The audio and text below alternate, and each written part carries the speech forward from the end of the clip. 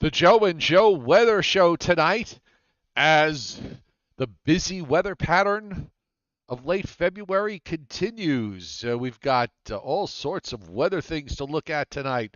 We've got a storm system heading into the east with rain and some wind and with some snow around the Great Lakes and Northern Plains.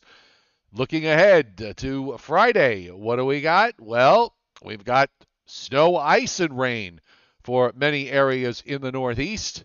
And that's what it might look like sometime early Friday morning as precipitation develops. Winter storm warning, snow back in the west, flash flood watches. Oh no, it's the Joe and Joe Weather Show. Brought to Yes, It is brought to you by it is. brought to you by Omni True Value Hardware, your superstore for whatever you need as we're kind of in the last part of winter here, folks, for the next 4 weeks or so. So you might just need a little extra salt, a little extra sand, a little extra pellet dough, or you might even need some mag ice pellets and flakes. And you can get them at Omni at 1226 North Wellwood Avenue in West Babylon. Still can pick up a snowblower as the season closes in on its finish. Spreaders, shovels, everything else, and of course, rock salt at the lowest prices in town. 1226 North Wellwood Avenue in West Babylon on Long Island, serving the entire tri-state area with the lowest prices around. 631-756-1125 is the phone number, and the website is OmniTrueValue.com. yes, Folks. exactly. Yes. So, Mr. Rayo, I'm going to make a long-range prediction. Yes. Okay. So, Are you ready? yeah, are you ready? So, Timothy Veltman this morning sent me the the teleconnections for the East Pacific Oscillation. Now, back in 2018, during the month of March, we had what turned out to be an incredible triple as far as the teleconnections were concerned. They were all at extreme values.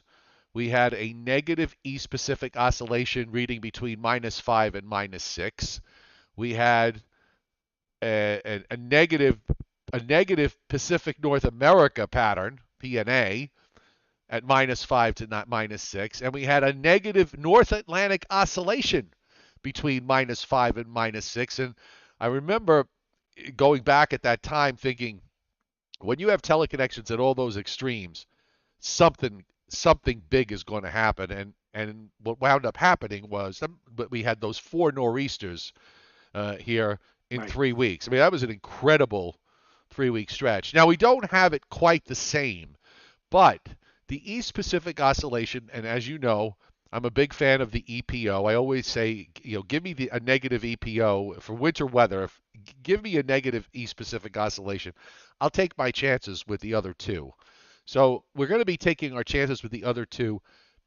But the reading on the European model has a standard deviation reading on March 8th, Joe, of -7. -7 standard deviations Standard of deviations. new above below neutral. I don't know what it means ultimately, but I think it's going to mean at some point something big is going to happen somewhere. It might not be in the east, it might be in the Great Lakes. Maybe the fact that it's coupled with this negative Pacific North America index, maybe severe weather across the south. I'm not quite exactly sure. I ran this by Bill Goodman, and he thought it was pretty bullish for a lot of cold to spread out and maybe even open up a subtropical jet from Hawaii to move eastward. That was his thought on it. So anyway, I just want to kind of put it on the table that when we get into March, if that verifies, we're going to probably have some rather interesting things happening along the way. Well, March is a crazy month. We've had, let's see, we had a relatively mild December, a very cold January. February has been a little of everything, I think. Yeah. We've had spells of cold. We're going to have a big warm up coming our way Wednesday with some spots maybe down towards South Jersey reaching to 70. By the way, I don't know if you remember, Joe, and On this day back in 2018, the temperature at Central Park hit 78 degrees, and it hit 80 degrees for goodness sake in Newark. And what happened the So next? What it happened the can next day? was that the I think snowstorm? Was that so. the big blizzard that Yes. came right after? The next day, it was the Well, next morning. It was 19, 19, with heavy snow falling. I hope we don't have that kind of a drastic from one section of the spectrum to the other coming this way in the next few weeks. But I do agree with you that there are some indications that we may have something very unusual or quite spectacular with those kind of deviations as we move into the early part of But March, now, which again is a crazy month. and again, it might not happen in the east. The implications here in the east, the implications might be cold and dry, and maybe it means some kind of a storm. Maybe one or more storms that run up to the Great Lakes. I don't know. This is all new to me. I mean, it's interesting how in the last more than a few years, we seem to be seeing. I mean, think back, Joe, when you think back to 1970 to 2000, these sort of extreme events were really out of the ordinary. They didn't happen very often. You probably could count them on one hand, the number of extreme events that happened in the eastern part of the United States, in our neck of the woods, maybe Right, both hands. right. Okay, I mean, in terms of talking about winter storms, anyway, there weren't that many, and that was certainly a period where we saw a lot of 1 to 3, 2 to 4, maybe 3 to 5 inch type systems, but you didn't really see too many 6 plusers or foot plusers, and it's been just the opposite since. And as I said, going back to 2018 with the 4 nor'easters, you mentioned today hitting 80 back in 18, and then we had a snowstorm the next day that produced a foot plus in a lot of places. Yeah, it just seems like whatever cycle we seem to be in, we're kind of still we're kind of still in this cycle that I think began probably back in the year 2000. And I'm going to argue that since half the area is above normal snowfall wise, if you go from east of New York City on eastward, it's all at or above normal now for snowfall for the whole year. Okay, if you go west, it's behind, and that's been the signature a lot of the time during this 20-year period where the coast got much more than the inland spots. That signature is still there. So I'm thinking that cycle, that 20-year snow cycle, up cycle that started back in around the year 2000, I think it's still intact. I don't think this year breaks it down. However we finish. Yeah, well, and in that 20-year period, I'm still waiting for next time we have Bill Goodman on. I got to ask him when you're going to put the almanac pages back up on the Upton site so that I can take a look and see what the new values are, the new 30-year or long-term values are, especially for snowfall. Uh, Snowfall I was non-existent, and I think for New yeah, York, what? I think for New York City, it's 29.2, up from 25. Okay, but I mean, it used to be like December was a semi non-existent month for snow, and now all of a sudden, in the last 20 years, it seems like almost every year we get hit with at least one major storm. Not this past December, but last December, at 10.5 inches in the middle of December, which, if you remember, was erased completely on Christmas morning when temperatures soared through the 60s. But it has been a crazy type of scenario that has occurred over the last 2 decades. Yeah. So meanwhile, we got a busy weather pattern. Although someone on my Facebook page took umbrage over the fact that I used the word busy because if it doesn't snow, nobody cares. And my response to that is, I know that the world rotates around your personal axis and not much more. So everybody else doesn't really exist. But there are people that kind of care about the day-to-day weather, no matter what it is. So that's what we provide. We're not just here when there's big storms. We're here every day. We're here on the days when there's storms running around. We're here on the days when the weather is quiet, and we're here on the days when it's something in between. And that's kind of how it works. So, my answer to that is if you really don't care, why are you even here? Why are you reading, why are you reading my Why are you Facebook? watching? Why are you watching? So, anyway, Yeah. welcome to everybody on the chat board because we know you folks are always interested in weather, no matter where it is or what it is. And Joe and I try to provide. We have an early super chat hit tonight from the chairman who is back on board. Happy to hear that, to see you here, Scott. And hope everything is going well by you. Uh, Already got 53 likes here, so if we could get to 100 early, that would be great. If you like the show, hit the like button, and you could subscribe to my YouTube channel. If you're new, welcome aboard. Join the conversation on the chat board. Share your questions and comments. And if you turn them on, use your Gmail account, subscribe to my YouTube channel, and you'll get notifications every time Joe and I do the Joe and Joe Weather Show, which is at least on most weeks, 5 days a week, Sunday at 11 a.m., Monday through Thursday at 7:30, and in the event that there is a storm on a Friday or Saturday, we will do an extra show or two. And Joe Rayo will be monitoring the chat board with bated breath, waiting for your questions. And Johnny Quest is requesting. Now, I tell you what, Johnny, because this is going to require a little bit of digging, and it's hard to do while the show is on. So Johnny Quest is requesting us to see if we could pull up some maps from the Ash Wednesday snowstorm in 19. When was that? 61 or 60? 62. 62. So, 62. so 62. how about when we get to Ash Wednesday, which is late this year? I don't know if it's what, next Wednesday or the Wednesday after, because Easter's at April 17th, so I'm thinking Ash Wednesday is probably the Right. first Wednesday in March. Shows you what a great Catholic I am these days. But anyway, remind me a day or two before. Shoot me a message on Messenger. Remind me a day or two before, and I'll give Joe the heads up because you could go into those maps that the old weather maps that you could they used to have Right. because they're not going to Yep. be they're not going to be on WPC's library because that doesn't go back far enough, but you'll be able to find stuff on that. So again, just shoot me a message when the time comes. Okay, so here's my feeling on we've got a cold front with the coming tomorrow and tomorrow night. Actually, the front doesn't get here till Wednesday, but we've got a lead front that's going to come through tomorrow night, so we'll have some rain, maybe a shower. I don't know how convective it's going to be tomorrow. This is sort of like what happened last week, except it's a little less intense. So last week we had a line of severe storms that developed and moved through. This time around, I guess maybe somebody could get a rumble or two of thunder somewhere, but I'm not overly bullish on that.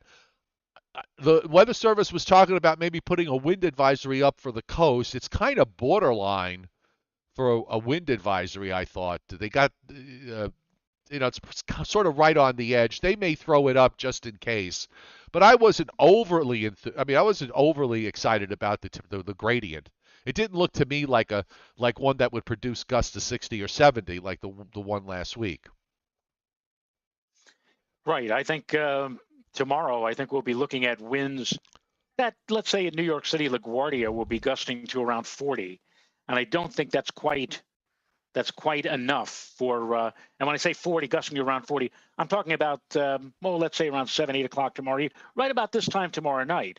We'll be seeing those winds gusting out of a southwesterly direction, kind of a sou'wester, if you will.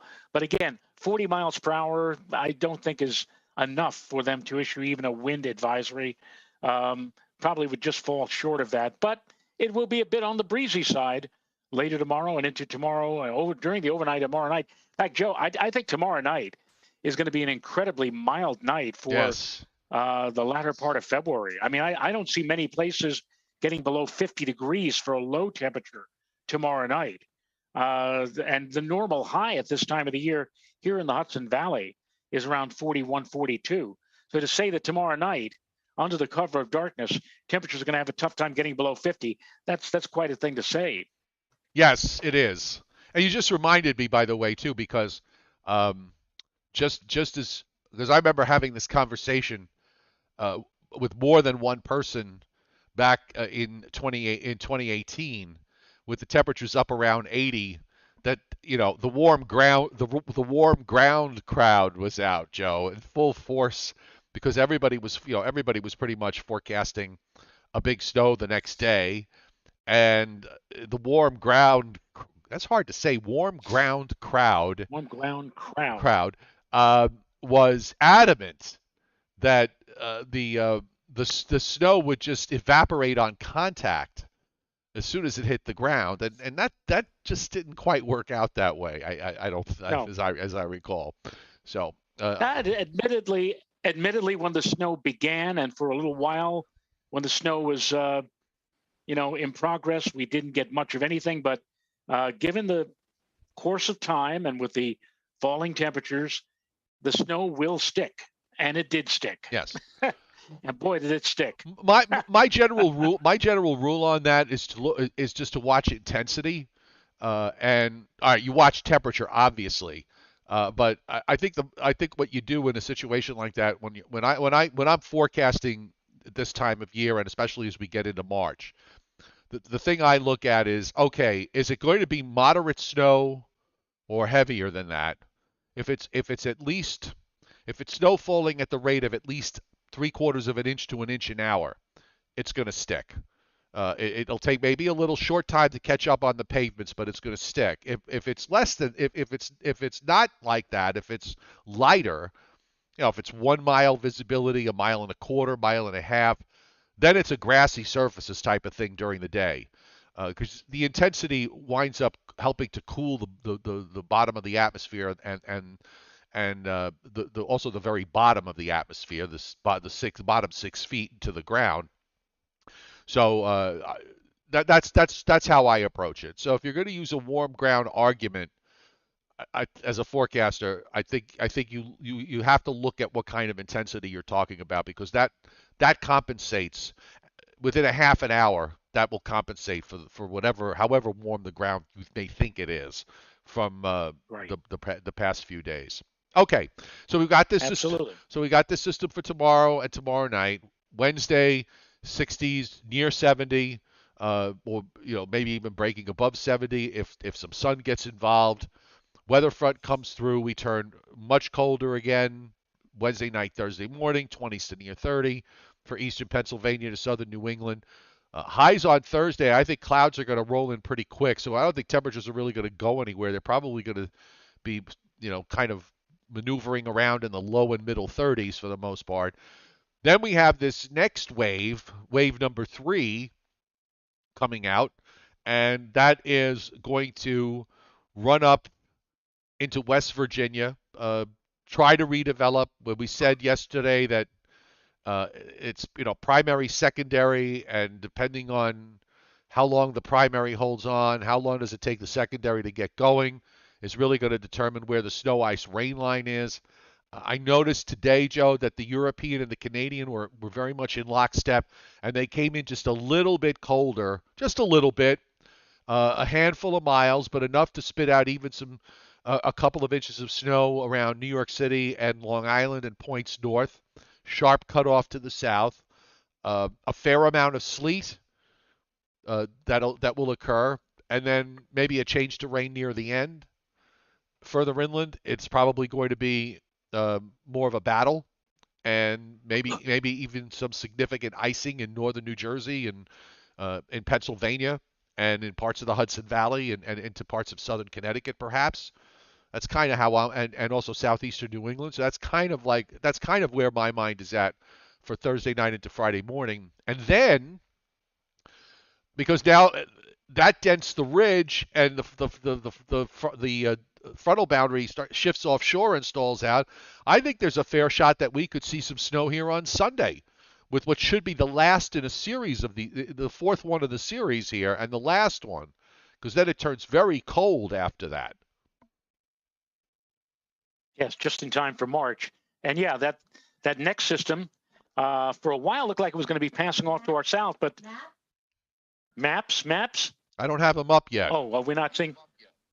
He doesn't have them up yet. We're still talking. Hello, executive producer. Oh Oh, dear me. Oh, All Lord. right. I She's. was about to say that. Yes, what? I was going to say Say it. she's sitting in the control room, yelling out, "Cue the dummies! Cue the dummies!" He's actually upstairs in the kitchen watching this, I think. Um, I forgot what I was going to say now. Oh, that it looked like that system on Sunday would stay pretty much to our south, but now it appears that with each passing run, it's edging a little bit more to the north, Yeah. and such that now it's time to start considering whether or not that system will bring us a little bit of wintry weather here to finish out the weekend on Sunday. Yeah, that's got that big upper trough that's swinging out of Canada, that's swinging around. I think that one is going to be cold enough. It's either going to be snow or nothing in my view for most of eastern PA, southern New England. I don't think it looks like a big one because if that upper trough, if it were a little bit further west and well in its axis and a bit faster, this thing on Sunday could wind up being something much more important. But I'm kind of thinking right now that all the development is going to happen far enough offshore. It'll be close, but all the development will be far enough offshore. But we should still, I think, get something out of it. Anyhow, why don't we get to some maps and take a look? And we'll start tonight with I figure I'd start with the U.S. satellite view after what was a rather lovely day uh, in the in much of the area. Yeah, There was a lot of sun today. got to 54 here, and that felt very nice. Yes.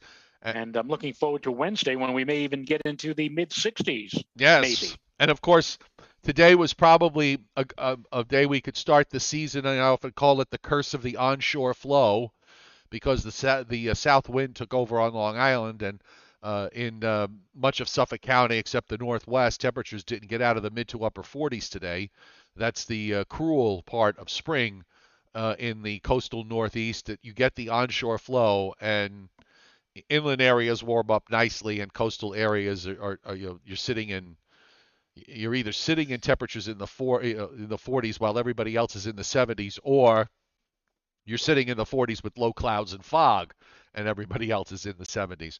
But a lot of clouds streaming up out of the Rockies and into the northern plains.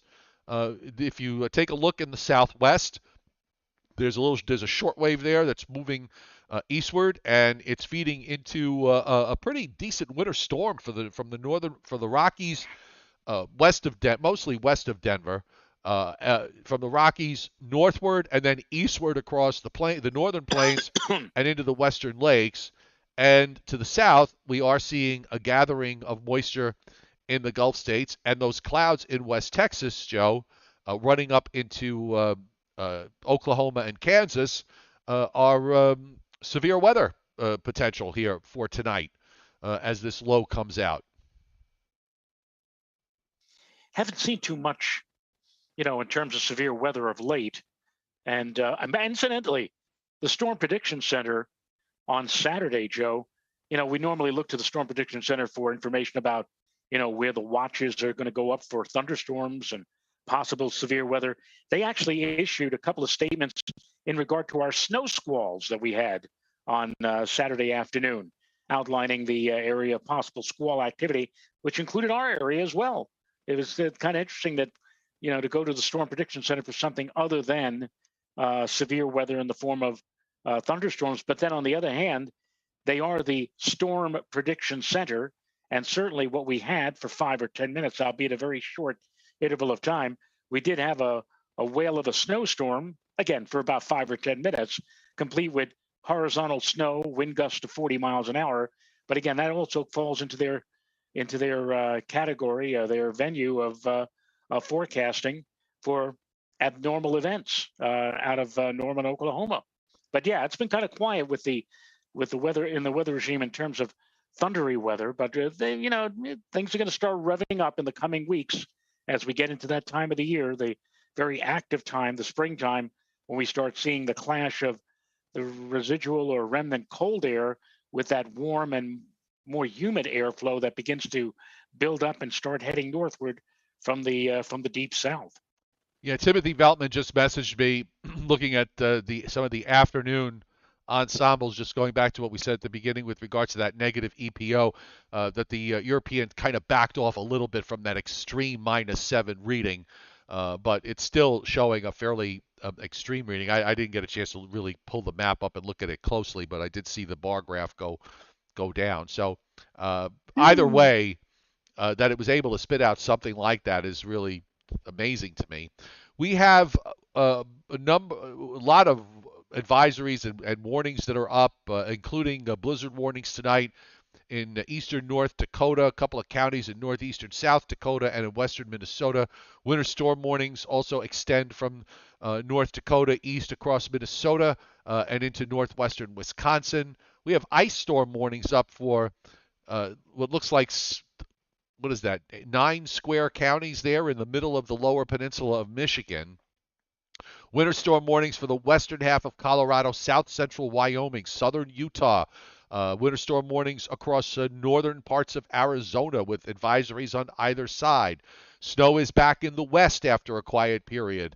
Winter weather advisories and some winter storm warnings up for the Sierra Nevadas. In fact, I pulled up a few forecasts earlier, Joe, so their criteria for a winter weather advisory at the very least goes up to a foot because they were forecasting a foot of snow, and they have a winter weather advisory up. Advisories also up along the closer to the coast in northwestern California and up the Oregon coast, and also for some inland counties there. And in the east, I think those are winter storm watches that are up for eastern Oklahoma and northern Arkansas. So they've got severe weather risks tonight there, and they have, I believe, winter storm watches up. Flash flood watches are up for Tennessee, northeastern Arkansas, southeastern Missouri, southern Illinois, southern Indiana, southern Ohio, actually all of Kentucky, and a small portion of western West Virginia, southwestern New York, parts of northern New York, and we also have winter weather advisories up for northeastern New York, Vermont, most of New Hampshire, and most of Maine. So a very, very busy, and there's no severe weather.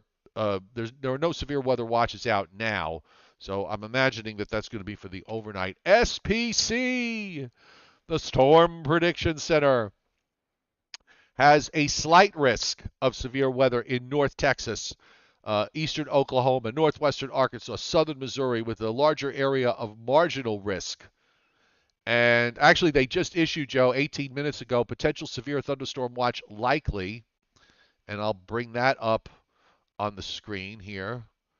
And we also have a slight risk for tomorrow, which I'll get back to. So it looks like they're probably going to there's a 95% chance that they're going to put a severe thunderstorm watch. Well, why not just put the watch up? I don't understand that, but there's the area that they're looking at for tonight, from north central Texas on over into much of eastern and south central Oklahoma into northwestern Arkansas. And they said severe storms may produce damaging wind gusts, wind-driven rain, hail, North Texas into western Arkansas.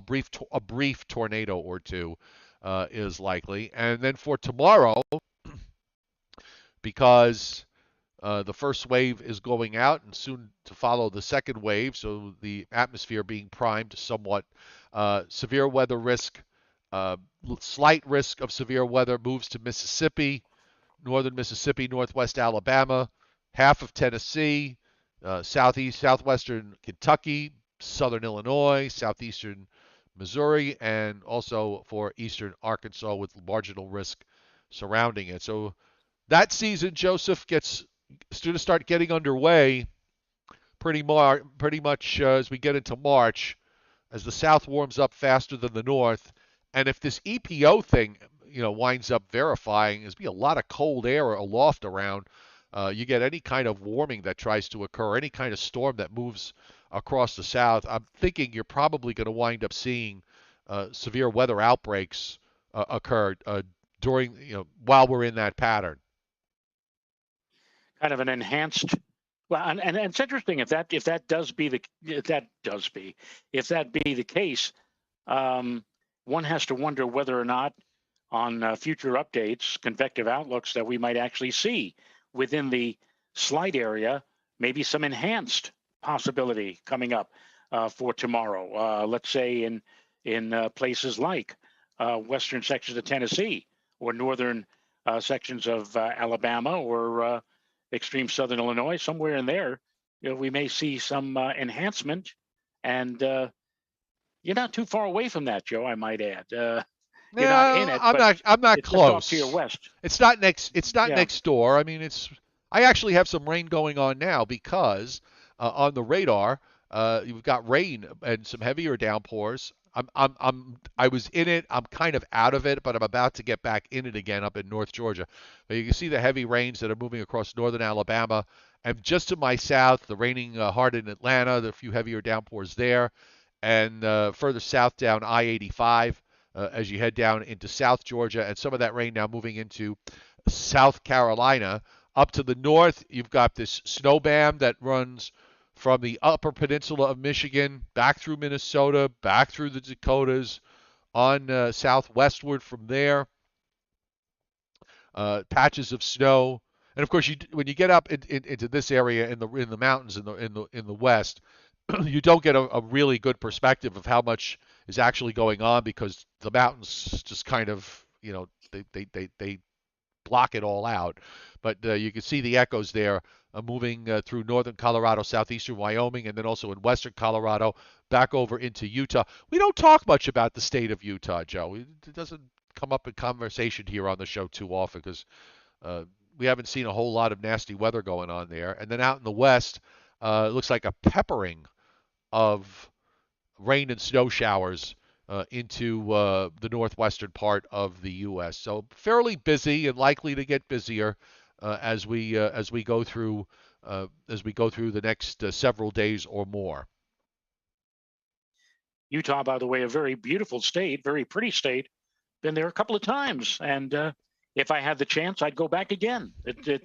And if you have a chance, Joe, I suggest you go there because it's great. They like to think of themselves as the greatest snow on earth. That's on Yes, their license plate out in Utah. yes. I've heard many people say that for many folks that are into skiing uh, talk about Utah and how beautiful it is. It's on my list. Haven't been there. I've been in 26 of the 50 states. So maybe I can get to do the next 24 uh, before I get canceled. Uh, let's put it That's that one way. nice way of putting it. Or Yes. preempted. Here's the long range for from WPC. Now I don't know if they updated this. This was from earlier today, from 25 minutes after 11 o'clock this morning. So this is the probability of at least a quarter of an inch liquid equivalent of snow and sleet. So let's make it simple and just say 2 to 3 inches of snow and sleet accumulation. The southern edge of 30 to 50% is in the dark green, and that crosses northern New Jersey, south of Route 7, Pennsylvania, north of Route 78, along and north of Route 78, northern New Jersey, along and north of Route 78, the north shore of Long Island, most of Connecticut, the Hudson Valley, just to the northern parts of, just maybe down to about White Plains or a little bit further south than that is the southern edge. And then you see it kind of extends through central PA and back through northern Ohio. And in the lighter blue, from earlier, we have that is the 70 to 90. So the darker blue is 50 to 70. The lighter blue is 70 to 90. This is the day 5 forecast. This is the day 4 forecast, and they had this there yesterday too. So the WPC folks are rather bullish. I'm kind of interested in the fact, Joe, that they've kind of left this green line, the southern edge of 30 to 50 at least in some cases a little further south than I think if you literally were to take it off the models, you might not put it that far south. But they must be thinking, I think they must be thinking that the cold air to the north might be a shade more important, not a lot more important, but maybe just a little bit more important on that southern edge. And as a precautionary measure, they got it down as far south as they do. That's I'm trying to read into what they're thinking, which is I probably shouldn't do, but I'm just sort of speculating out loud. Yeah, well, it's going to be once again a case of unusually cold, shallow cold air that's going to be near to the surface whereas the areas of thousands of feet above our heads warm up much quicker. I think the 540 line is going to be well north of Poughkeepsie when we get to early Friday morning. And if it's still very cold at or around freezing, that spells out a lot of sleet and ice for portions of the Hudson Valley. Still a little early in the ball game, though, to start making considerations as to what exactly we're going to see.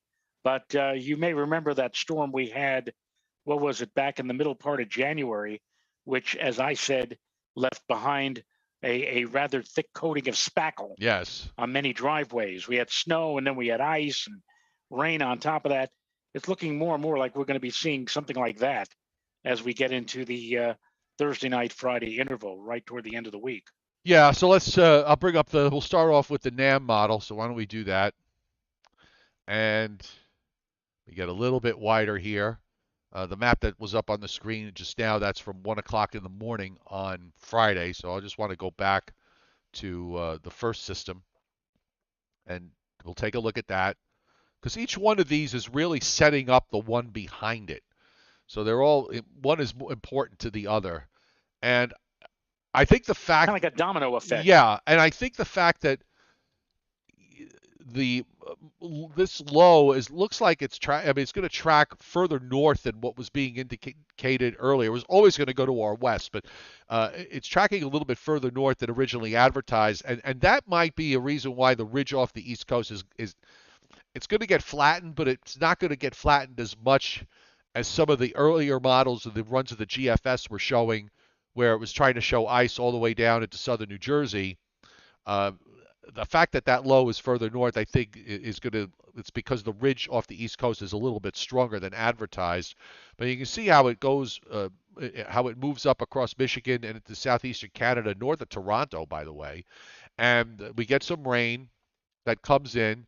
The isobars tighten up, but this time around, the high offshore is further out to the east, so the gradient is not nearly as tight as it was last Thursday and Thursday night.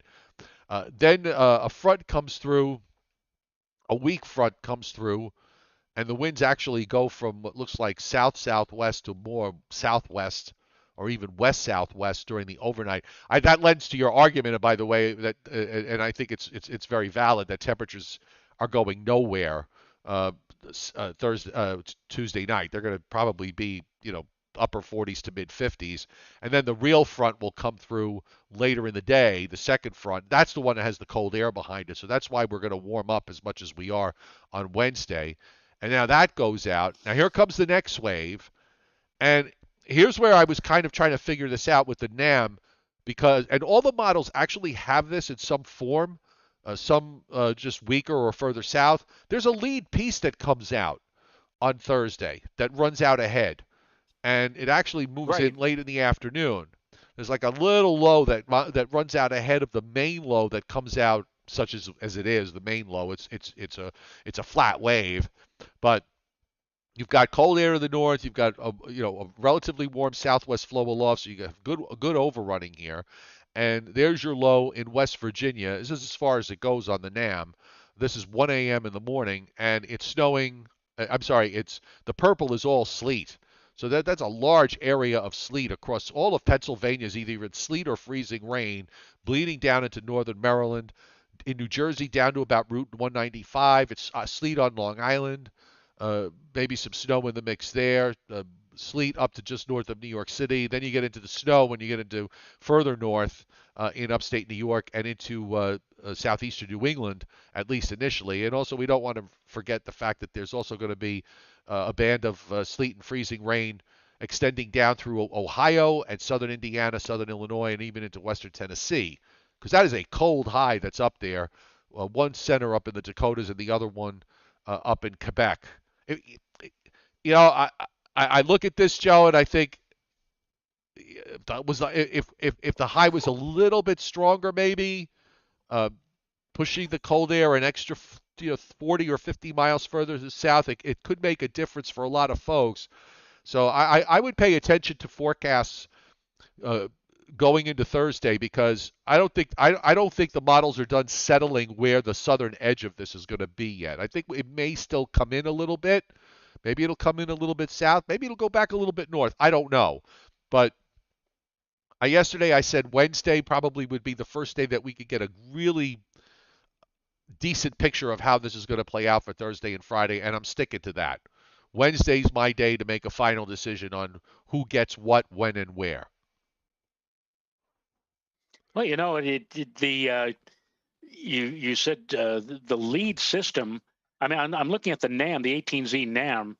Just for clarity, it's now the 18Z NAM at least gives us a chance to see what that model is trying to do with this system, reaching out into the very beginning stages.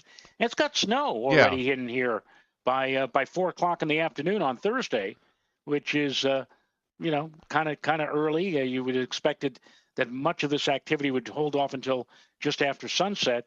But even more interesting is the fact that after a few hours of that it pretty much covers much of the tri-state area, Long Island, New York, northern third of New Jersey, right up into the Hudson Valley by the time we get to 7 p.m. with is that sleet or freezing rain? The purple. I always have a difficulty in determining. The purple is the purple, sleet. I guess, is freezing. No, the purple is sleet. The sleet. pink, All right. the salmon color is freezing rain. And by the way, there's a closed isobar off the Delaware coast. There's actually a secondary low, that little low that forms during Thursday afternoon east of the North Carolina coast. So you can see there's that closed isobar there. That's a secondary trying to form, but there's so little upper support with this that it really can't. You would need that secondary to form and intensify. That'll shut the warm air off, and you wind up with mostly frozen. But the problem is that when you look at this system aloft, you're not seeing very much. There's just there's barely a kink in the flow that you can find. I mean, look at this. We're in a ridge position here. There's an upper high in South Florida. You got this very warm southwest flow, and right in Southwest PA, and I'm really looking here in Southwest PA down into West Virginia. There's a little kink there in the height line. There's a little shortwave. That's all this is. So there's somebody asked me earlier today, how come when I'm looking at the system and then I look at the maps aloft, I'm not seeing anything in the upper air that reflects the surface system, and that's because of the setup we have. And we've had this a couple of times this winter where we've had this southwest flow and the overrunning with the stalled frontal boundary. It's just a little kink, a little shortwave trough that moves along and triggers off some precip, and there's overrunning, and that's it. The main trough is still way back in Wisconsin, Minnesota, southwestward down into North Texas. I took one look at that 500 flow for Thursday night, and the last thing I would be thinking of is a frozen precipitation event, because look at that big ridge that's centered right off the Mid-Atlantic coastline, and it looks too broad, too warm for any kind of stuff. But yet we're talking now about the possibility of some snow, ice, sleet. Well, some cold rain. Yeah, and this is Thursday night to Friday. And this is why I say when I look at teleconnections and I see a negative East Pacific oscillation, this is what a negative East Pacific oscillation does. It spreads cold air out across southern Canada, and sometimes that cold air at the lower levels of the atmosphere bleeds southward. Sometimes it bleeds southward a lot. Sometimes it gets down into Virginia and North Carolina. Other times it only gets down to maybe southern Pennsylvania or southern New Jersey, or even points a little bit north of there. So that's sort of where we're at here. But this is that's why, if you're a snow lover, that's the teleconnection you always want to look at. Is you want to look at that East Pacific oscillation and just sort of take your chances with all the others. Now I'll switch over to the GFS so we can take a look at the upper air on that one. And here too, I mean, here you really can't find it. The GFS doesn't really show that lead piece coming out. It's got a bit more with the main piece, if you want to separate the two, and then the ridge slides east, and now it gets flattened when we go into Friday afternoon is that trough that's out in the west in Minnesota and Iowa swings across the northern lakes and moves across the northeast. And now the ridge starts to get flattened. We get into some colder air. And now here comes the one for Sunday. And this is actually, Joe, this is a fairly sharp upper trough that is swinging around from the Great Lakes. And there's a southern feature there in Missouri and points south, which is where our low is going to start to develop when it starts to form in the southeast. And then the whole trough just sort of swings around. Usually these positively tilted troughs tend to suppress, but this one is sharp enough, I think, that it may pick it up and at least try to bring it up the coast in some fashion. And that's what we're looking for later Sunday and Sunday night. And again, the longer range weather maps were not suggesting that, but now as we get closer to the weekend, we're beginning to see more and more trend toward that system lifting up along the mid-Atlantic and northeast coast and coming our way. That does not look like it's going to be one of those slow movers and it's going to dump a lot of snow. It looks like a fairly progressive type of pattern, but still maybe just close enough and just fast enough to bring us a few inches to finish off the end of the weekend or kick off the start of next week. Yeah. Here's here's the GFS's view, and you'll notice Thursday morning it's dry in the east. Your precip is getting ready. There's no lead piece. It's just the second. It's just this all comes out as just one system. And when we were talking about the primary secondary, so here we are Friday morning at 1 a.m. Right off the North Carolina coast again, you see this closed isobar. That's a secondary that tries to form. The lack of upper support prevents that from strengthening. And here's your main low, which in and of itself isn't really that deep. And that goes into southwest PA. Now, what would be your secondary low is sitting right in this stretched isobar. You know, the isobar is sort of stretched out there. And that is where your secondary low is. And then when we go 6 hours later, this is Friday morning, Friday afternoon, the primary's gone. And the secondary now is starting to strengthen as that upper trough gets close enough where it gets involved. And you see that there's one low sitting southeast of Cape Cod, and then that strengthens as it moves out to Nova Scotia. So you kind of needed the features in the west to be further east and a little stronger to force that secondary to intensify when it starts to form, that little low that starts to form there Thursday night. But it doesn't get there until the primary is so far north now that you've pulled up enough warm air, at least for Long Island and southern half of New Jersey. It's still showing sleet and some freezing rain in the northern half of New Jersey and through southern Connecticut and the Hudson Valley Friday morning. By Friday afternoon, it's gone. I mean, it's over with. And I was going to switch to the radar view. That moves out. I wanted to. Go ahead, Joe. I'm sorry. I just want to I want to get your opinion. So in the places north of the storm track that stay all snow, what do you think the maximum amount of snow would be? 1 foot, 2 foot? You think it's possible we might see that much? Or upstate? I think because now this is okay. So you know what? Let me switch to the radar because I think that's the way to answer the question is let's switch to the radar view. We could even pull up a couple of soundings. I don't know what sounding that was I accidentally hit on, but I'll bring them up again. But this is what the radar's supposed to look like. So it matches up with that NAM model that we looked at. You'll notice this is 1 o'clock in the afternoon on Thursday. It's not quite like the NAM. That lead piece is very weak on the GFS. But now we start to get into that snow. Now this is 1 o'clock in the morning. This is 7 o'clock in the morning. And this is 1 o'clock in the afternoon. You know what, Joe? I think you'll. I don't want to go too high in places where it's all snow. I'm thinking maybe max amounts will be on the order of 6 to 8 up in parts of upstate New York and in through central New England. I don't know. okay. I think it deepens too late. The deepening off of Cape Cod, New Hampshire might catch it more, and maybe parts of Vermont and Maine. But I'm thinking for everybody else, it's not going to be a foot plus. I just don't think it's. I don't think it's deep enough soon enough, and I also think the GFS might be a little overdone with the primary. I think it's holding on to it perhaps a little bit too long. I noticed on the European and on the Canadian today, which were very much in lockstep. Oh, the new one's not in yet on tropical tidbits.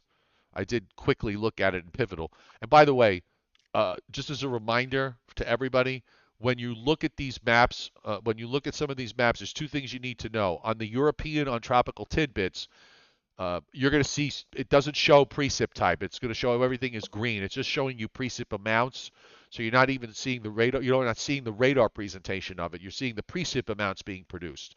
So that's all in green. So there's no rain snow line to worry about because it doesn't show frozen. Also, if you look at the icon, if you because I like to look at the icon from sometimes, not always. When you look at the icon model, the icon shows snow and the icon shows rain, but it doesn't show sleet or freezing rains. No sleet. Right. Right, and that reminds me of the third thing, and that is when you look at these. Yes, when you look at the snowfall maps here on tropical tidbits, they do not X out the Yes. ice. So you'll see these huge numbers, and yet it'll be showing sleet and freezing rain, and it's like it'll show you 15 inches.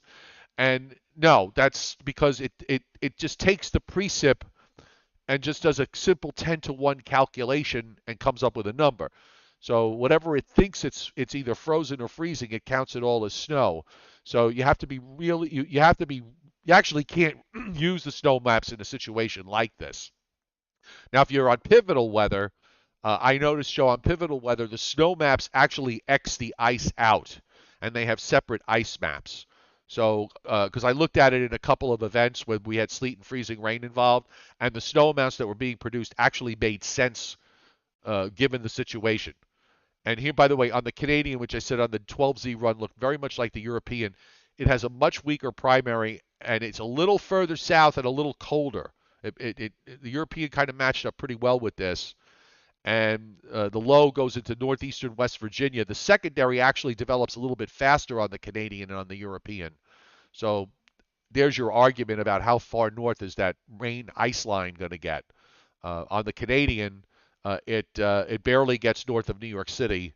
As you can see here, this is Friday afternoon. It actually has precip lasting a little longer. If you were to look at a radar match of this, again, that's fallen precip, but if you looked at a radar match of this, it has precip lasting probably into the early afternoon as the low starts to deepen and moves on out to the northeast. So just always bear that in mind when you look at those maps because you don't want to, you're looking at them and you're thinking, well, look, it says got 15 inches. Yeah, well, well, 12 of those inches probably are sleet, and you're not going to have 12 inches of sleet. So, uh, so that puts an end to that. Now, we can look at system number 3, which is for Sunday. And again, now we have this upper trough that's swinging down out of Canada. That's a very strong one.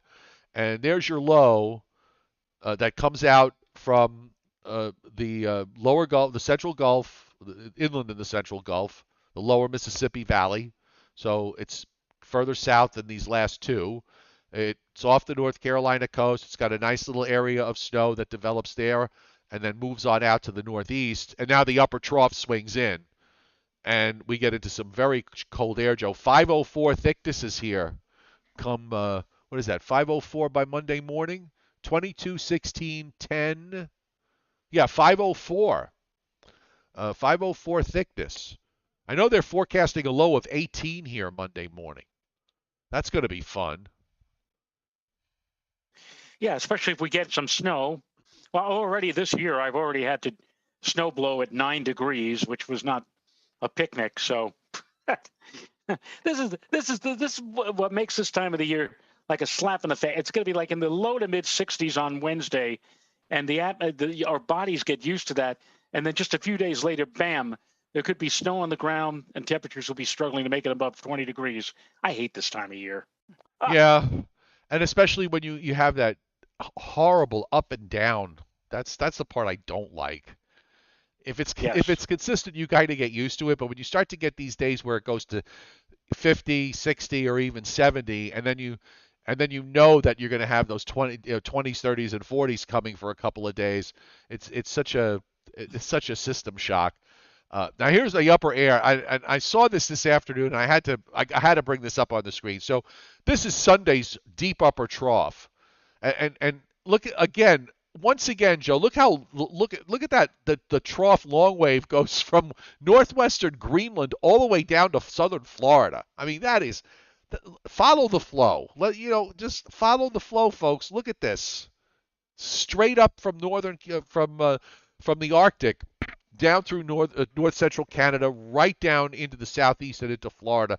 They're going to be cold in in the southeast and Florida early next week with this. Now, this is going to lift out, and then it kind of gets a little bit. I don't know. I guess the best way to describe it is sort of a bluish looking upper air for the first few days of March. But watch what this evolves into. Now, remember, you've got this negative, super negative, excuse me, East Pacific oscillation developing. And that is telling us that there's going to be higher than normal pressures pretty much in this zone up here. Okay? So watch what happens to the upper flow as we get, and I don't expect this to be the same on the subsequent run. Look at that big ridge that's building in off of south of the Aleutians and pushing back into Western Canada. So now we're at day 12 and 13. Take a look at this, Joe. Look at this upper air at 384 hours, which matches that -7 East Pacific oscillation. I mean, it's just cold everywhere from coast to coast. Look at that. The only place that's above normal a little bit is the Southwest. My screen is running a bit behind yours, so I'm waiting for it to advance. Wait till you see this. I mean, this is just really. Yeah. This is just a very, very. You'd think you were in the middle of January with a 500, an upper air that looked like this. Has it caught up yet? Hang on, it's at 320. Oh, wait a minute. Here we go. Yeah, there. Oh, yeah. Is that insane? Yeah. That's insane. That is. That's cold and, everywhere. Yeah, and look, you got these systems out in the Pacific. There's a split flow out here. This upper high is kind of trying to build this way. Here's our flow. So it's cold even in Hawaii. Yes, it is. Now this is where Bill Goodman was saying when I was just talking to him what are the implications of this, because I've never seen anything that extreme. But even if it wasn't -7, even if it was -5, that's pretty impressive. But in a setup like this, if it were to verify, you'd have this incredibly strong the whole northern part of the jet stream is just overwhelming everything, and you've got these what looks like these powerhouse systems in the lower half of the split underneath the upper high. Those are all going to try to come into the west, and you have to wonder if something does come in. You do have energy that's coming down in this northerly flow. If it catches one of those things, there could be a problem somewhere. I mean, there could be yeah. There could be some interesting storm development that comes out of a pattern like this down the road. Yeah, well, somebody just posted on the trap board. Well, so much for a warm March. Well, and if you look at this, that certainly says it right there. So this is it's pretty darn cold. And this is why you never ever make unequivocal statements in weather, like after the last snowfall last weekend. Winter is over, okay? Because it's never over. It's yeah. Some years it does shut down, like it did last year after right around this time. We really didn't see how much of anything after this time in February last year. But more often than not, you're going to have something to play with in March, at least one system, sometimes two or three. And also, you don't. March is one of those months. The average snowfall in March is around 5 inches again, and you're going to It's unusual to have back-to-back marches where you have no snow at all. That doesn't happen too often. Yeah, I wish I could. Like I said, I'm going to the Upton site, the National Weather Service site. I just wanted to see the local records and local data, Central Park data. I want to see what we've how we've done in the month of March in recent years. Come on, come on. Why is things running slowly today? Um, yeah, here's we had a trace of snow last March at Central Park. 2020 we had a trace, 0 2019. Then we had 5.5 inches in 2018. Right, but But just 28. wait a minute. Whoa. Wrong column. Okay, I was doing April. Trace 2021. This is March now. Trace 2021 Central Park. Trace 2020. 10.4 in 2019. 11.6 2018. 9.7 in 2017. We had 0.9 in 2016 and then 18.6 in 2015. So yeah, we in recent years, Joe, in the last 10, 12 years, we've been piling it on yeah, in terms of snowfall in the month of and March. Yeah, also you're absolutely and right. also you have to be careful with Central Park numbers because, for example, in 2018, what was the number? 11.6. Well, islip was 36 because Oh yeah, in that last nor'easter they got 19 inches. So right. March is the kind of there were a number of storms in March when you look at if you look at the New York City data, you're going to find that the snowfall is like they'll have a low number for a particular storm, but if you look at numbers in the surrounding areas, particularly as you go if you go east, north, or northwest, there have been a number of systems that they wind up measuring only a couple of inches during the month of March in New York City, and then just outside of New York City, the amounts are double, triple, quadruple, quintuple, or even more than what the Right. city measures. So it's a little deceptive uh, with that particular point. Just wanted to point it out. And that is something is characteristic to the month of March, if only because of the fact that there's probably some urban effect uh, with with snowfall in New York City, especially during the daytime.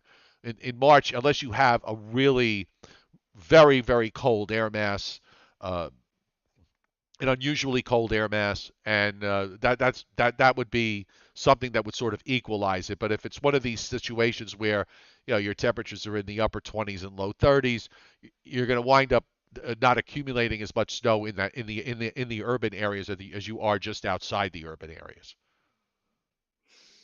Yeah, over the last 10, 12 years, we've had some really heavy duty snowfalls for winter season 2010, 2011, 61.9. 2013 14, 57.4. The very next year, 2014, 2015, this is Central Park now, 50.3. We had 40.9 in 2017, 2018. And of course, then we had the oddities, 2011, 2012, 7.4.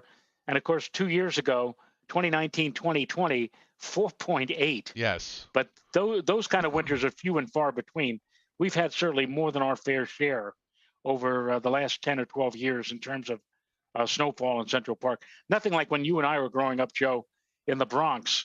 And like every year was like, you talk about feast and famine, and it was more famine than feast for us Oh yeah. during those years. I mean, many, many years below normal in terms of By snowfall. the way, I think we had another super chat hit, but I don't see it. I can't see it. Yes, we've had two of them. We had the chairman, who also says best of luck to Mrs. Chiaffi or Ma Chiaffi for Yes. tomorrow morning Yeah, she's for the procedure. having a little heart she's having a heart procedure done where they're going through her leg to fix her heart valves. Right? So, Isn't that amazing? yeah, it is.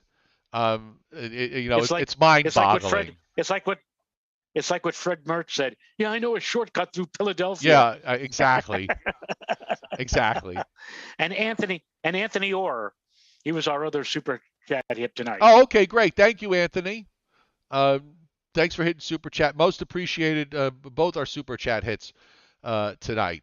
And also thank you, Now I have Timothy Veltman, for sending me the East Pacific oscillation maps. now I have Briller Jeopardy You for tonight. do. Brought to you by Yeah. Kellogg's, because your best meal starts with breakfast. I love the. I don't know if you remember. I mean, like back in the '60s, on some of the game shows, Dennis James. Remember Dennis Oh James? yeah. He used to do live commercials for Kellogg's. He used to actually the whole commercial, which was 60 seconds. And what did he do? He just talked and talked and talked. And as he's talking, he's pouring the cereal. Yep. He puts the sugar on, pours the milk, maybe puts a strawberry or two on top, and he says, "And that's how you do it, okay? Okay." He had a very good voice. He had a very deep, sort of booming voice. Yes, Dennis James did. and did a number of. I think, with the exception of Bill Cullen, Dennis James probably did more game shows than anybody else on television in the 50s and 60s. He even did the nighttime version of The Price is Right when it first Yes. began, Yes, he way back in did. the early 70s. He did. So And he did the he was newlywed. He did the amazing. newlywed game. And he also did pro wrestling too. Yes. That's why back in the 50s when he did pro wrestling, and apparently Sylvester Stallone remembered that. So when Stallone did I think it was Rocky 3, when he got into the ring with Hulk Hogan, one of the wrestling commentators was Dennis James. So, but this is not the category for tonight. The category for tonight, Joe, is one of your favorite shows and mine that gets mentioned several times here on the Joe and Joe Show, The Honeymooners. Okay. And this is the Le Plume edition. Le Le Plumes. Plumes. Eight out of 10 to pass. Okay. So here's number one. After Ralph is asked who wrote Swanee River on the $99,000 question, his answer was Ed Norton. Ed Norton. No, I'm terribly sorry. No, sorry. Number two, what is Ralph's favorite dessert? His favorite dessert. And by the way, Stephen Foster, by the way, yes. wrote Swanee River. Yeah. Oh my God, I don't know. That is a question that's actually buried somewhere, probably in one episode, and we overlooked it. Chocolate fudge cake. Oh, okay. No, I had no idea. You know what? Yeah, I guess I wasn't paying close attention. What episode was that mentioned? I would have thought. What was it? Yeah, that would be that. That would be a good point. I would have said something like, "Did you have to make me blueberry pie?" Yeah, exactly. How about this? Number three, how much does Ralph assume he's going to get in his tax refund? Oh my, yeah. And he's expecting to get all of it. He's all of it because he's going to go to Fred's Landing for 2 weeks. Right. Wasn't it? It wasn't a lot of money. It was like what, $60 or something? $42. $42, yes. Right. And when he was thinking that he was going to get less than that, he had said that one time they went to Fred's Landing and there was a snake in the tent. And he was telling Norton, he says, I would have died laughing, Norton. I would have died laughing. You should have seen what she did, how she ran out of that tent. And Alice says, how would you know? You were way out ahead of me. Right. Doesn't she also say to him, when he was counting on the $42? She says something to the effect that maybe you could get a cheaper tent without the snake. A smaller tent and a smaller snake. Right. Number four, as Norton is under hypnosis, what name does he call out? Oh, the dog's name. The Cocker Spaniel. The Cocker Spaniel. Yeah. Oh God. Wasn't Tilly, was it? No. Actually, it's the same name as a cartoon character that they used to run on Channel 5 back in the 50s and 60s, which you may remember. It was a Max Fletcher creation, kind of like Max Fletcher's version of Little Audrey. Oh God, yeah. You know, Da da da da da da da da. With freckles on her chin, always in and out of trouble, but mostly always in. Using Natty's necktie for the tail of your kite. No. You don't remember who that was? Nope. You don't remember the I'm name? not. Yeah. Lulu. Lulu. Yes, Right. Lulu. Right, Lulu. Little Lulu. Right. Remember I'm that? not doing Right. very well on Number. this. Go ahead. No, you're not. You're not. How about this? What does Ed buy for Ralph for Christmas? And I'll give you a hint. He got it at the Fat Man shop. Oh.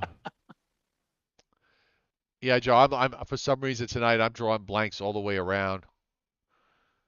How about a pair of spats? Okay. Okay, a pair of spats. Ed, Yeah, I never would have remembered yeah. that. Here's a good one. Ed Norton weighs how much? Oh God, he was a pencil. He was a pencil. So I'll say what 140. No, not quite. 165.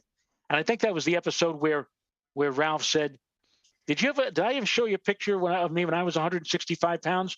To which Norton No, said, I haven't seen "No, your I don't think baby. I ever Seen your saw baby baby pictures. picture." Art Carney won. Now this is really unusual. Jackie Gleason, and I don't know what the heck was wrong with the Academy. Jackie Gleason never won a single Emmy.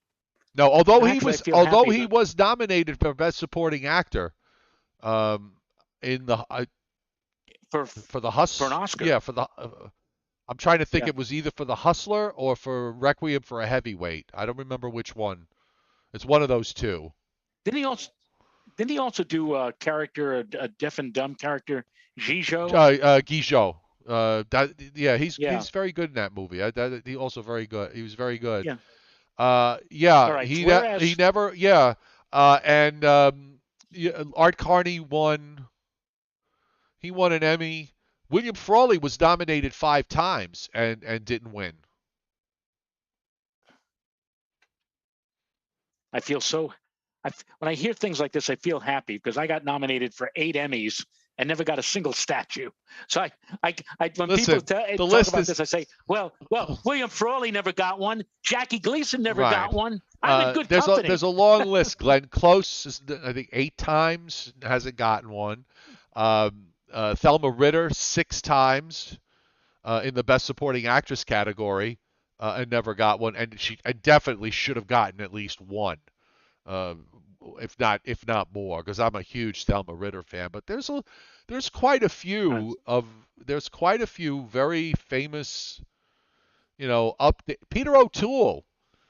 Peter O'Toole was nominated like 9 times for Best Actor and never won. And hey, he's just, he was in Lawrence of Arabia. He was terrific, but that was like his first big movie, and he was young, so they didn't give it to him then. He could have won it for The Lion in Winter. But you know what, Joe? At that level, it's more BS than anything else. In terms of who wins the Oscars and who doesn't. So I don't even want to get into that conversation. But anyway, go ahead. What's the next? well, the original question was how many Emmys did Art Carney win playing Norton? 2? Now this is interesting, and I have to wonder whether or not he won. You see, the ones that we watch on television, the syndicated version, they only had 39 That, episodes because right. It was it only ran for one one season. season. But according to Scott, or the chairman, Art Carney won 5 Emmys. I'm not sure whether or not he won the 5 Emmys for playing Norton because Well, that show, the he original show, was only on for 1 year. right, but he might have won it in the Jackie Gleason show when it was the variety show that he did with Right, the sketches. So he may have won those Emmys then. right, right. The American Scene magazine, remember that? How about that? Now this is a good one. What is the name of the song Mrs. Manicotti sings for Ralph? This is when Ralph is is Oh, I know. getting ready I for the could see her in $99,000. front of me.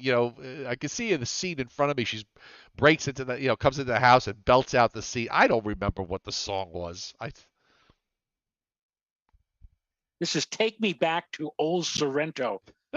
Take me back to old Sorrento. La, da, da, da, da, da. And to which Alice says, the whole apartment building has gone crazy. And that's when Ralph gets mad at Alice, saying, "Oh, she's only trying to help me out, trying to help me get over the hurdle for the 99,000. Right. That's more than I can say for you." Ralph, I've told you Uh, I'd be perfectly happy with the $600. And it's peanuts, peanuts. What am peanuts. I gonna What am I do going with to do with peanuts? peanuts? Eat them like any other elephant. Another elephant. How about what is Norton eating when he's sleepwalking? Oh God. A chicken leg? No. Actually, there was one episode where Norton was feigning sleepwalking, and he actually goes into the ice box and pulls out a chicken leg, That's what I was fried chicken thinking. leg. Yeah, that's what came to my mind. Yeah, Yeah, but the I don't the remember. sleepwalking episode in particular, he's eating a banana, and of course, naturally, after he finishes eating the It banana, throws he the drops it, peel and Ralph and Ralph slips is on it. the. Oh! How about number 10? Who is the host of the $99,000 answer? I think it's the same guy who plays Mr. Fabersham. No, No, the it was not. actor. But It wasn't the same actor who played no, Mr. Fabersham? no, the guy who played the host was Jay Jackson, who played Herb Norris. Herb. But I will tell you this: Mr. Fabersham was the played was the same guy who played Andre, the interior decorator for That's what Morgan's I meant. department Andre, store. the interior decorator. Okay, I knew that. Right. Okay, so I was. Yeah, I guess And last I guess I have to go back and rewatch a bunch of Honeymooners because I'm not remembering a lot of this. last night they ran on MeTV and also on Saturday night on Channel 11. They ran the episode where Ralph is supposedly the safest bus driver Yes, in New and he York, gets into and the he has an accident accident.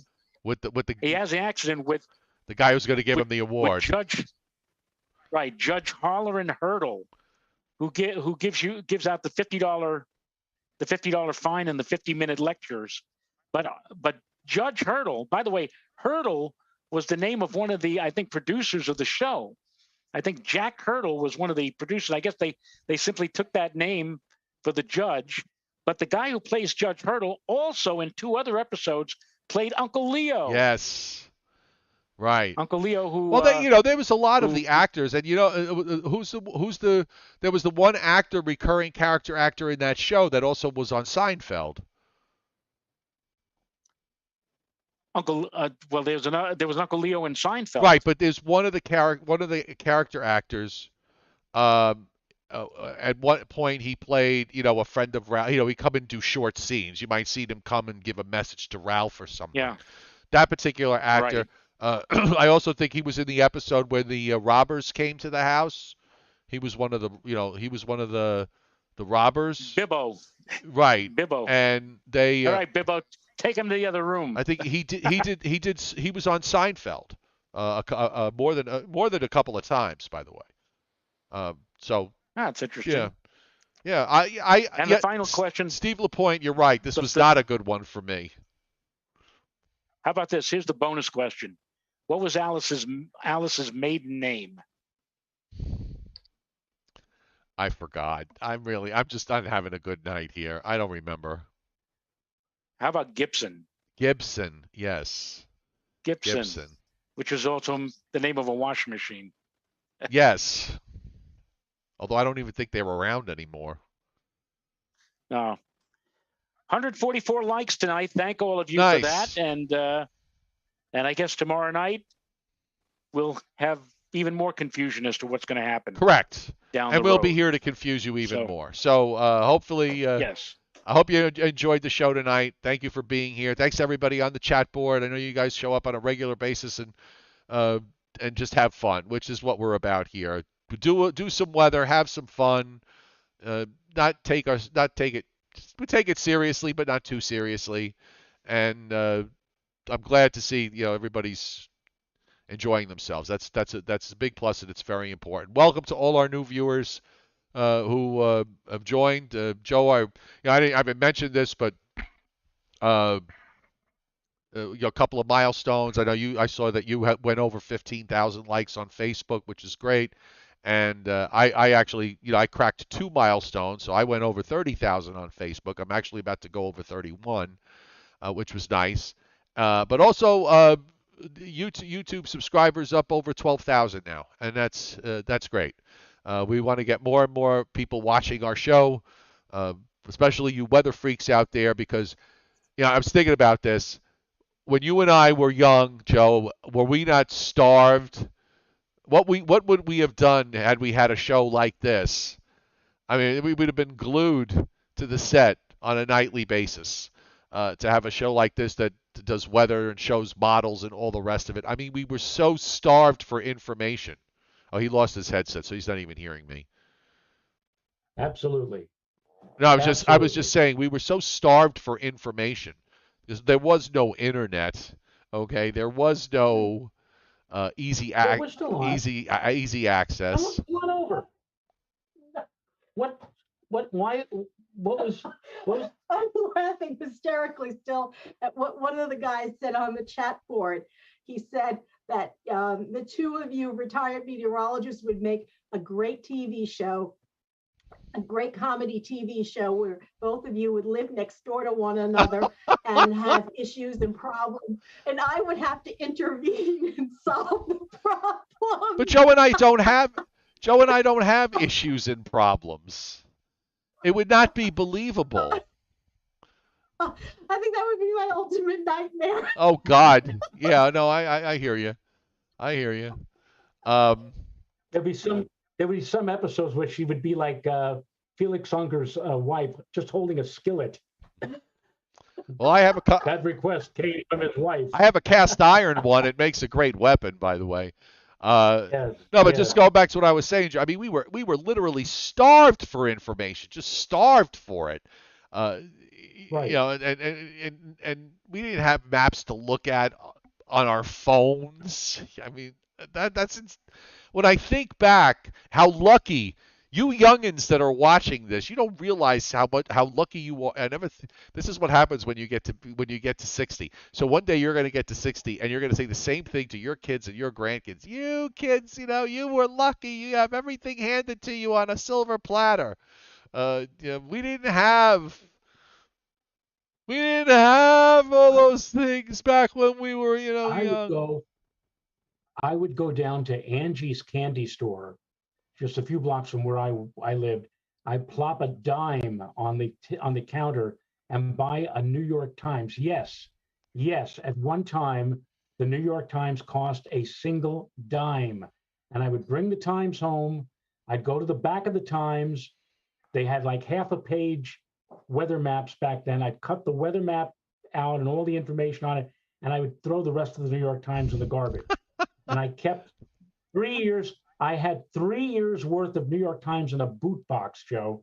I had like 1,000 weather maps clipped out in a boot box, and that was my archive. And that's how I used to make my own forecasts by extrapolation and interpolation of weather systems going across the country, augmented by my watching the three wise men in the evening, Gordon Barnes, Frank Field, and Tex Antoine. And I also had a long wave, not a short wave, but a long wave radio that would allow me to listen to Newark, Elmira terminal reports across the Northeast. That's how I got into weather, Yep. and really, that's what you had to do. Yep. I didn't have the internet. I didn't have computers. I didn't have Joe and Joe to watch every No, you night. didn't. No, you didn't. So you know what? Technology. You always complain about technology, and certainly, I had my little run there with Tech Hell for the last 3 weeks, but at the same time, there's so much upside to it that it really uh, the downside you kind of deal with when you have it, but there's much more upside than downside. So we're able to do things.